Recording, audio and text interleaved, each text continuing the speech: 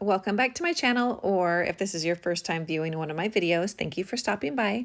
My name is Holly, and today I'm going to show you how I turned my original design, which I thought actually turned out to be an epic failure, into some pretty cool tumblers. So originally I was playing with some floating mica powders, some metallic alcohol inks, and some just regular alcohol inks that had like red colors, burgundies, some pinks, and I was playing with my heat gun to try to see if I could make them look like a rose. You know how those awesome artists do these amazing alcohol ink roses? I am not that awesome artist. But I tried it and I thought, oh, this looks kind of cool on paper. Let's try to put those on a tumbler. Well, my paper is flat. My paper also absorbs the ink, and I knew that. I had that in mind when I tried to put this on my tumbler, but I did it anyway because I'm not going to say it's going to fail until I actually fail. Anyway, so I tried to create roses on my tumbler, and here's what happened. Just as I expected might happen, I could not keep the alcohol ink in a position long enough to blow the sides of it inward toward the center to create more of a round shape rather than a spill shape. So I tried a couple times, and then finally I said, come on, this is not gonna work. I don't know what you're trying to do here. Epic fail. And so I thought, let's just spray this stuff all over the entire tumbler. So I just took my spray and I just started turning the tumbler and spraying, spritzing, and then using my heat gun to blow the inks upward and downward to create movement, to create those floating micas, to stop moving and create lines around the tumbler to make it look like there were layers and the colors were stacked on top of one another. So it actually turned out, it looks pretty cool. Not the original plan, but it looks cool nonetheless. Ideally, I would have this on a turner right in front of me, and I would be spraying the cup as it's turning on the turner, but because that was not my original plan, I didn't have a turner in front of me. All my turners are plugged in and in my turner area, and I would have to pause and then clean up all the alcohol ink spray disaster that I have going all over my white table. And I just was not in the mood to do that. So I'm like, let's just hold it in your hand and spin and turn and spin and turn and spritz. And so that's what I did. So I have quite a disaster at the very end of this little experiment on my desk. So I cleaned everything off after I was done. All is good.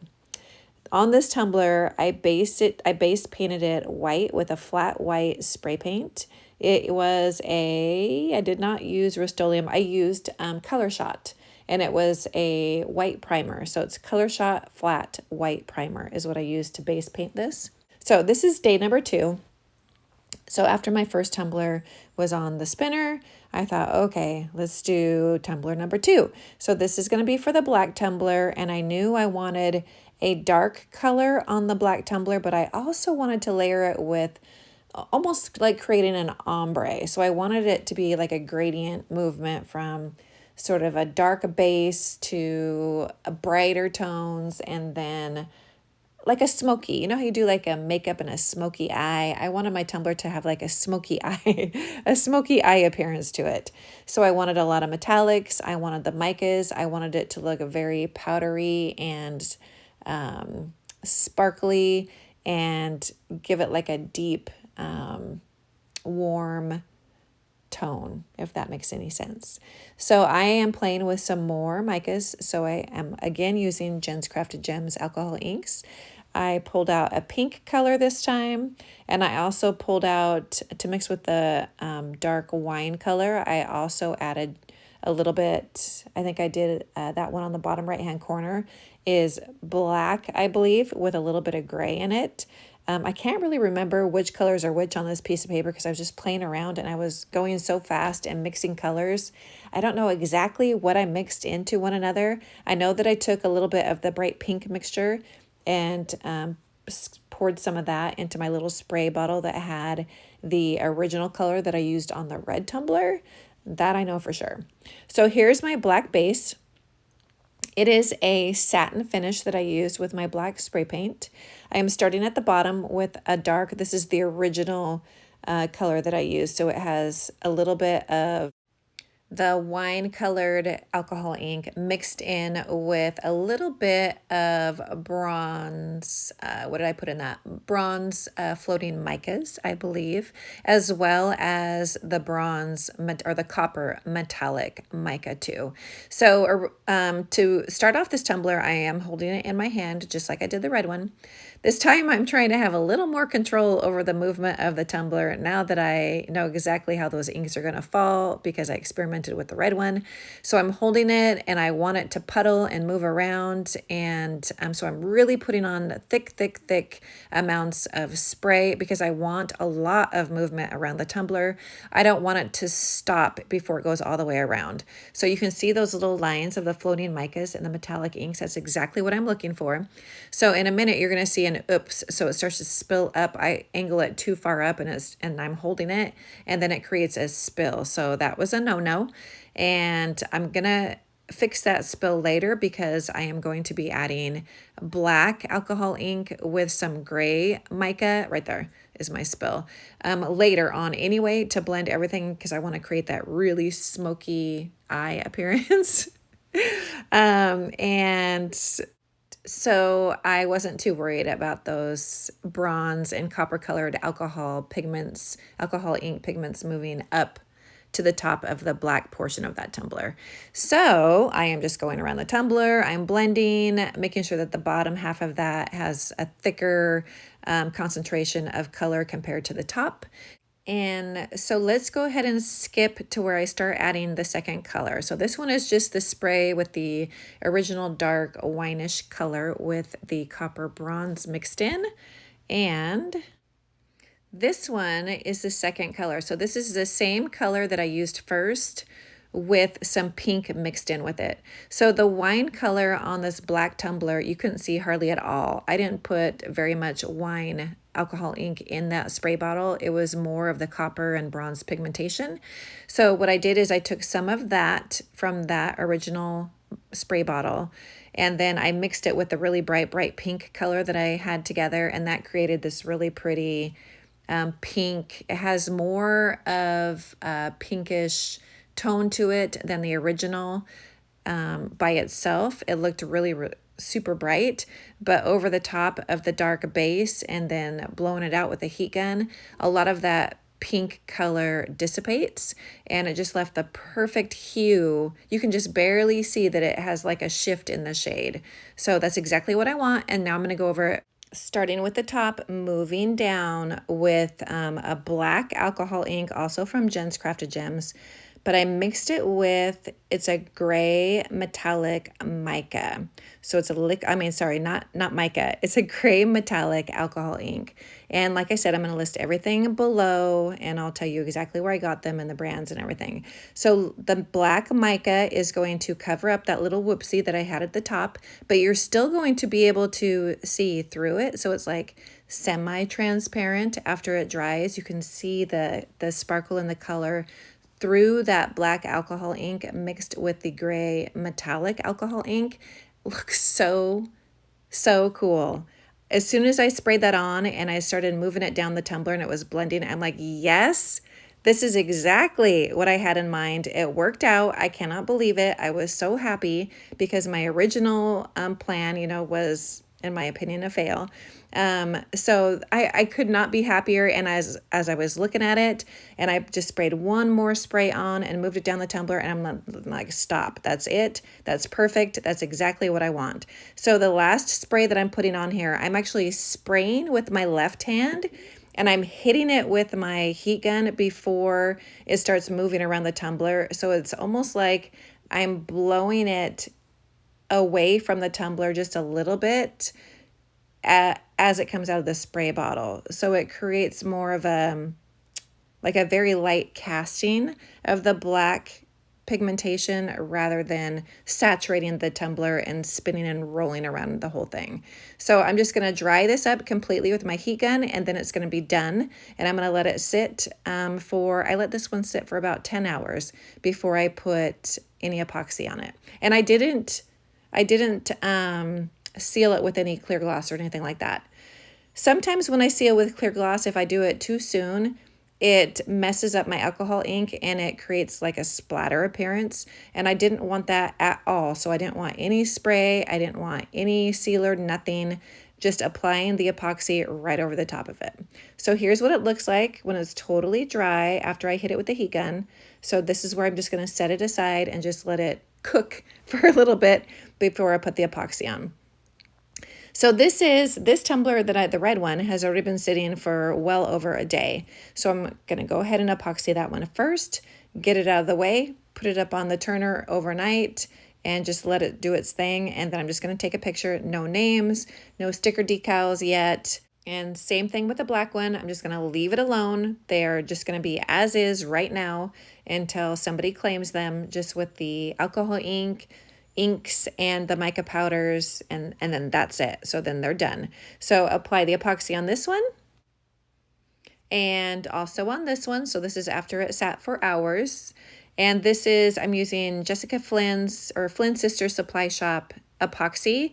That is the only epoxy I will ever put on a black tumbler. I have had the worst luck in the world with bubbles showing up, micro bubbles on a black base, and it makes me so upset when I work so dang hard on a tumbler that is black and then it just ruins it. It makes it look all cloudy. So I put the epoxy on this one. I'm going to hit it with a torch, and then I'll show you what this looks like close up with a light on top of it so you can see exactly how clear this epoxy is on this black base. And here it is. Look at those colors. I am in love with this. And I'm going to show you how I did those little geodes down there. This could not have turned out better. I'm actually glad I messed up originally because I would have never done this in the first place if my original plan wasn't a disaster. So pretty. Okay, so I always do extra epoxy. Always. I like to put them in molds and make little magnets and stuff. So I pulled these little geodes out of my drawer. I got these from Michael's. They came in a pack of like 4, not all geodes. They had just regular ones. I actually used the other part of this pack in a video where I did my wine glass that had the beach on the bottom. So these all came together in that same pack. So I am starting with Flynn Sisters epoxy on the base of it. And then I mixed some white foam from Mermaid Trash into the leftover epoxy that I had in the cup, just a little bit. And then I used a popsicle stick to drizzle that white around the whole entire base of that geode silicone mold. And then I just swirled it. So as I'm swirling it, I'm lifting my popsicle stick up and down. And so I'm really kind of scraping the bottom a little bit without actually scraping the bottom. I'm just digging down, pulling it up and digging it down. So I'm like, looping the white over and around itself. Now I'm going to be adding the inks and the mica. So I started with the first spritz of ink was the wine from Jenn's Crafted Gems. Now I just added the rose metallic. This one is black from Jenn's Crafted Gems also. Over the top of that, I'm going to be adding the gray metallic alcohol ink from Amazon. I'm going to let those sit and start blending and moving into one another. And then I'm going to take a popsicle stick and just start folding and blending. Not so much that the colors all the colors blend in and just become one color. You still want them to you want to have a bold transition from one color to the next, but I do want some of them to blend in with one another. And I want to make sure that there's still some negative space. So if you can still see just clear epoxy in areas, that's perfect. And also when these start moving over the night anyway, they're going to pull in to one another and they're going to leave gaps of clear epoxy, which is exactly what I want. So you want there to be a lot of color variation and movement from the top portion of that mold all the way deep down into the bottom layer. Then I mixed another smaller batch of epoxy to pour right over the top very gently. If you hold your epoxy up in the air and you drop it too far away from your mold, it will hit hard and separate those colors, and I didn't want that to happen. So I'm holding it very close to the mold. I'm pouring and making sure that it fills out the entire surface area, or the gap that's above that surface, hitting it with my torch really quickly. And now I'm gonna mix just a teeny smidge of floating mica powder, the bronze floating mica powder. It's either bronze or copper. Oh gosh, which one did I use? I don't remember which one it was. Into that little itty bit of epoxy that's still in my cup. I'm going to drizzle that around, and I'm going to move it again, blending it with those other colors. So they're all going to start to float and mix and separate and move within one another. After I'm done mixing these together and I'm happy with the way they're settling, I'm going to hit it with the torch very gently, because these do have alcohol in them, so you don't want to start a fire like I've done before. So I just hit it with a torch very, very quickly, and just to pop those surface bubbles, and then you can let them sit overnight and then demold. And here is the final look after you take them out of the mold. Those colors blend in so beautifully together. You can see the white from the Mermaid Trash pulled up over the top of some of those micas and the alcohol inks, and you can see the separation of color, but also how they blend, and the floating micas, how they sit above. So pretty. And this tumbler is done. I stuck it back on the turner so I could take a really good video of it while it's spinning, so you could see all the different colors. To me, every single inch of this tumbler is interesting to look at. The bottom of it looks sort of marbly. It has those little lines going through it, like almost like breaks in stone. And then the top looks like a splatter, but it's just the movement of the floating micas. And there's a little piece of my little furry thing that I had it sitting on. And then the epoxy shine is incredible. So I don't know if you can tell, but there are not any bubbles in that. That is all the mica powders and the metallic inks that you see you can see the purples, how the purples and the reds mixed in with one another on that dark base. It just looks so pretty. I am in love with this. I think it's one of the favorite tumblers that I've made so far. And that is it. So I hope you enjoyed this video. It's actually quite easy to make it once I messed up my, my little flowers. Please let me know if you have any questions or comments below. And of course, I will leave all the supplies listed. Thank you so much for watching.